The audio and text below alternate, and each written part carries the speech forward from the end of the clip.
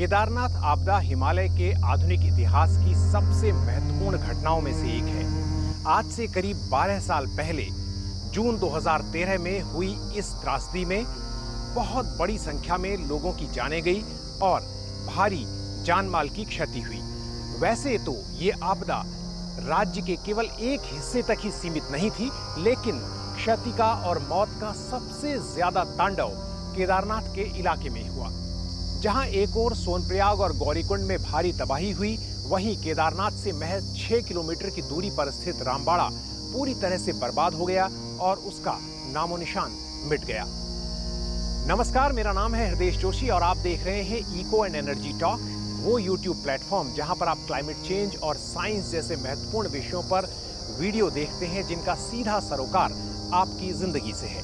आपने अभी तक अगर इस यूट्यूब चैनल को सब्सक्राइब नहीं किया है तो इसे जरूर सब्सक्राइब करें और हो सके तो इसे ज्वाइन भी करें।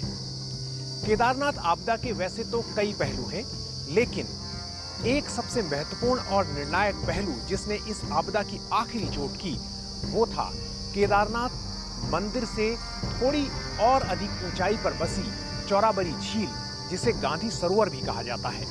कोई 4000 मीटर की ऊंचाई पर बसी इस झील में चौराबरी ग्लेशियर का पानी लगातार जमा होता रहता था, जिसकी वजह से यह झील उस वक्त आबाद थी। आप जानते हैं कि हिमालयी क्षेत्र 10,000 से ज्यादा छोटे बड़े ग्लेशियरों का घर है। चौराबरी ग्लेशियर इन्हीं में से एक है। वक्त बीतने के साथ चौराबरी ग्लेशियर ग्लोबल वार्मिंग और तापमान वृद्धि जैसे कारणों से पीछे हटता गया, लेकिन अपने पीछे बहुत बड़ा मोरेन यानी मलबे का पहाड़ छोड़कर गया और इसी से बनी चौराबरी लेक। मैंने इस 2013 की इस आपदा को काफी सघनता से कवर किया और इस पर पुस्तक लिखी। पहले तुम चुप क्यों रहे केदार के नाम से, और उसके बाद वही किताब अंग्रेजी में रेज ऑफ द रिवर के नाम से आई। इस किताब को लिखने की जो प्रोसेस है उसमें मैंने कई वैज्ञानिकों और भूगर्भ शास्त्रियों से बात की। इस पुस्तक को लिखने के कुछ वक्त बाद 2017 में मैंने Wadia institute of Himalayan geology के ग्लेशियर साइंटिस्ट डीपी डोभाल के साथ चौराबरी लेक तक ट्रैक किया।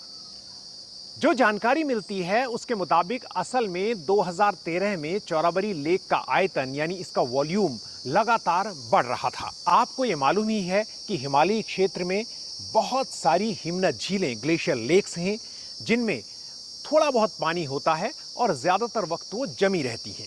लेकिन जैसे जैसे क्लाइमेट चेंज का प्रभाव बढ़ रहा है, इन झीलों में पानी का वॉल्यूम यानी उनका आयतन भी बढ़ रहा है और साल के ज्यादातर वक्त अब ये झीलें बनी रहती हैं यानी जमी हुई नहीं होती, और इनके बढ़ते वॉल्यूम के कारण इनके फटने का खतरा हमेशा बना रहता है, जिस कारण हिमालयी क्षेत्र में बाढ़ आ सकती है। इसी को अंग्रेजी में ग्लेशियर लेक आउटबर्स्ट फ्लड यानी ग्लॉफ भी कहा जाता है। चौराबरी लेक कैसे टूटी और केदारनाथ की बाढ़ में इसका क्या रोल था, ये मैं आपको आगे बताऊंगा, लेकिन उससे पहले एक अपील।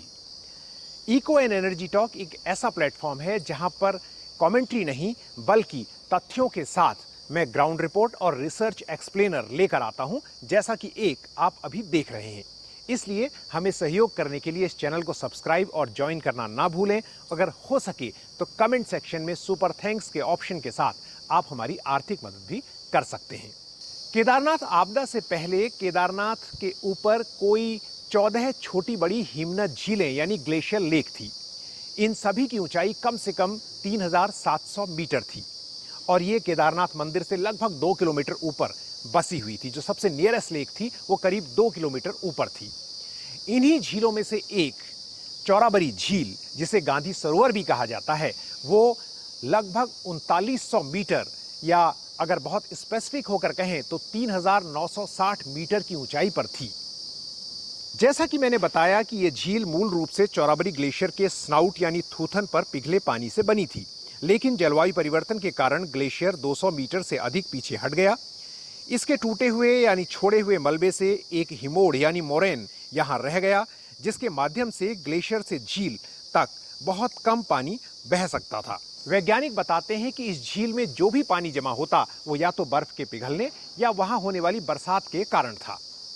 परिणाम स्वरूप इस 250 मीटर लंबी, 150 मीटर चौड़ी और 15 से 20 मीटर गहरी झील में साल के अलग अलग वक्त अलग अलग मात्रा में पानी जमा रहता था।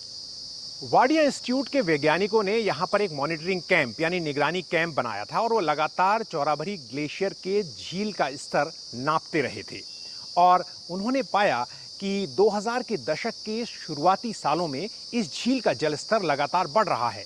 सबसे ज्यादा वृद्धि वर्ष 2010 में देखी गई, जब सामान्य से 5 मीटर अधिक पानी चौराभरी झील में नापा गया।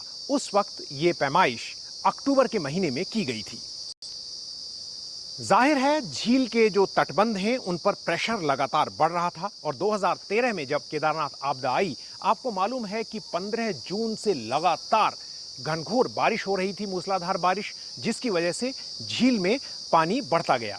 जो वाडिया इंस्टीट्यूट के साइंटिस्ट हैं उन्होंने 24 घंटे के अंदर 315 मिलीमीटर बारिश उस दिन रिकॉर्ड की थी, केदारनाथ आपदा से ठीक पहले। और उस वक्त इस झील का जल स्तर 7 मीटर सामान्य स्थिति से 7 मीटर ज्यादा हो चुका था, यानी झील के तटबंध काफी दबाव में थे। इतनी ऊंचाई पर इस तरह की बारिश पहले नहीं देखी गई थी, या कह सकते हैं बहुत असामान्य थी और कभी कभार ही ऐसे मौसमी घटनाएं देखी जाती हैं। वैज्ञानिकों ने इसको उस वक्त के मौसमी कारकों से जोड़कर और जलवायु परिवर्तन से जोड़कर देखा और समझाया। डॉक्टर डीपी डोभाल ने कई वर्षों तक चौराबाड़ी लेक के व्यवहार का अध्ययन किया था और उस दिन जब डॉक्टर डीपी डोभाल, जाने माने ग्लेशियोलॉजिस्ट, मेरे साथ चौराबाड़ी लेक तक पहुंचे तो वहां पर उन्होंने मुझे चौराबाड़ी लेक के फटने के कारणों को समझाया। डॉक्टर डोभाल के मुताबिक 17 जून की सुबह झील में एक बहुत बड़ा हिमस्खलन यानी एवलांच आया और तटबंधों पर बहुत दबाव बना। झील में पहले से ही सामान्य से बहुत अधिक पानी था और लगातार बारिश ने इसके तटबंधों को कमजोर कर दिया था, वो पोपले हो गए थे। दबाव के अचानक बढ़ने से मोरेन तटबंध टूट गया और झील कुछ ही मिनटों में खाली हो गई, जिसमें पानी के साथ बड़ी मात्रा में मलबा और बड़े बड़े पत्थर भी बहकर आए। आपदा के बाद एक रिपोर्ट तैयार की गई जिसमें ये कहा गया कि 5 से 10 मिनट में ही उतनी बड़ी चौराबाड़ी लेक पूरी तरह से खाली हो गई और जो कैलकुलेशन की गई, गणना की गई, उसके हिसाब से करीब 10 मिनट में ही मंदाकिनी नदी जो केदारनाथ के साथ बह रही थी, उस वक्त उस नदी में 262 मिलियन लीटर पानी आया, यानी 26 करोड़ लीटर से ज्यादा पानी उस वक्त मंदाकिनी नदी में जुड़ गया। और नदी पहले से ही अपने प्रचंड रूप में थी, तो उसने केदारनाथ में जो हाल किया वो तो होना ही था। जाहिर है इस आपदा से केदारनाथ में हजारों लोगों की मौत हुई। मौत का आधिकारिक आंकड़ा जो है वो 5000 के आसपास है, लेकिन प्रत्यक्षदर्शी और जिन लोगों ने इस आपदा का अध्ययन किया है वो बताते हैं कि मरने वालों की संख्या इससे कहीं ज्यादा रही होगी। जब मैंने भी उस वक्त लोगों से बात की थी तो उनका भी यही मानना था कि बहुत सारे लोग बह गए और हमने देखा कि उसके आपदा के 1 साल बाद भी और उसके कुछ वर्षों बाद तक बहुत ऊंचाई पर लोगों के शव मिलते रहे। जाहिर है इन लोगों की गिनती कभी भी मारे गए लोगों में नहीं हुई। लेकिन क्या केदारनाथ आपदा के 12 वर्षों बाद हमने कोई पाठ सीखा? क्योंकि केदारनाथ आपदा के बाद जो अध्ययन हुए उनमें साफ तौर पर कहा गया कि यह सिर्फ मौसमी कारक या जलवायु परिवर्तन की वजह से नहीं था। जिस तरह का निर्माण, जिस तरह के स्ट्रक्चर केदारनाथ में खड़े किए गए थे या पूरी केदार घाटी में रुद्रप्रयाग जिले में खड़े किए गए थे, उसने इस आपदा को बढ़ाने में बहुत बड़ा योगदान दिया। लेकिन आज पीछे मुड़ के 12 साल बाद जब आप देखते हैं तो उत्तराखंड की हालत में क्या सुधार आया है? क्या हमने वैज्ञानिक तरीके अपनाए हैं और क्या हम एक सस्टेनेबल मॉडल का पालन कर रहे हैं? बिल्कुल नहीं। आज भी केदारनाथ की हालत और केदारनाथ से जुड़े हुए दूसरे इलाकों की चारधाम की हालत बिल्कुल वैसी ही दिखाई देती है। वहाँ लोहा और सीमेंट भरा जा रहा है और उसको ठेकेदारों के हवाले छोड़ दिया गया है।